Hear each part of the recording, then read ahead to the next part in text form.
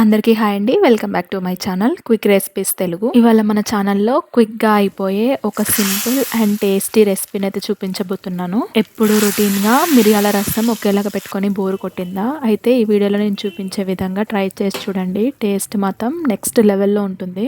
వేడి వేడి అన్నంలో ఏదైనా ఫ్రై కర్రీ వేసుకొని ఈ మిరియాల చారు పోసుకొని తినండి. అద్దిరిపోతుంది. ఈ వీడియోలో నేను చెప్పే టిప్స్‌ని ఒక్కసారి మీరు కూడా ఫాలో అయ్యి ట్రై చేసి చూడండి. ఒక్క ముద్ద కూడా వదిలిపెట్టకుండా తినేస్తారు.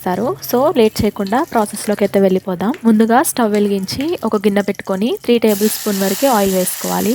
ఆయిల్ హీట్ అయిన తర్వాత 3 మీడియం సైజ్ టమాటోల్ని కట్ చేసుకొని వేసుకుందాం. ఇప్పుడు ఇందులోకి చిన్న నిమ్మకాయ సైజ్ అంతా చింతపండుని కూడా వేసేసుకోవాలి.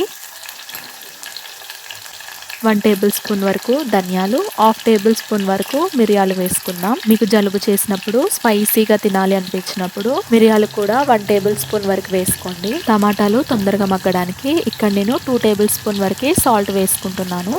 చారు కాబట్టి సాల్ట్ కొంచెం ఎక్కువగానే పడుతుందండి. ఇప్పుడు ఇందులోకి హాఫ్ టేబుల్ స్పూన్ వరకు జీలకర్ర వేసి ఒకసారి కలిపేసుకుందాం.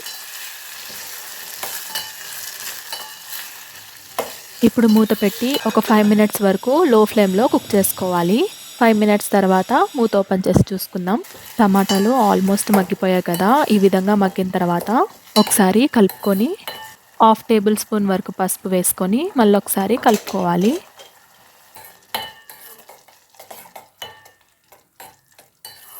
ఇది ఇప్పుడు పూర్తిగా చల్లారబెట్టుకుందాం.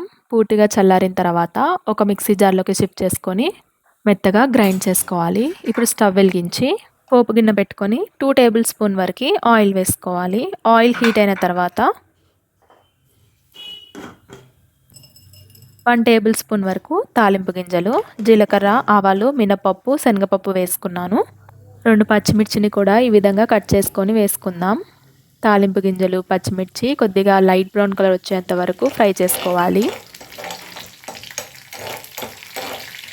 ఇప్పుడు 3 లేదా 4 వెల్లుల్లిపాయల్ని కచ్చా పచ్చగా దంచి వేసుకోవాలి.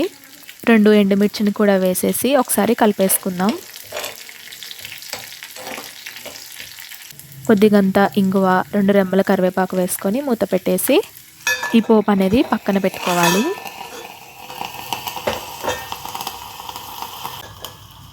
ఇప్పుడు అదే స్టవ్ మీద మనం ముందుగా ఉడికించి పెట్టుకున్న టమాటో ప్యూరీని ఈ గిన్నెలోకి యాడ్ చేసుకుందాం.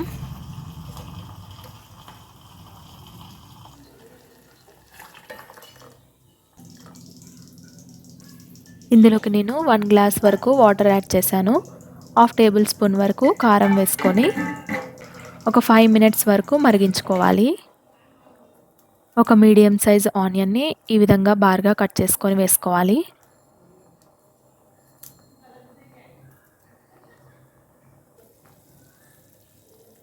ఒక పొంగొచ్చే వరకు మరిగించుకొని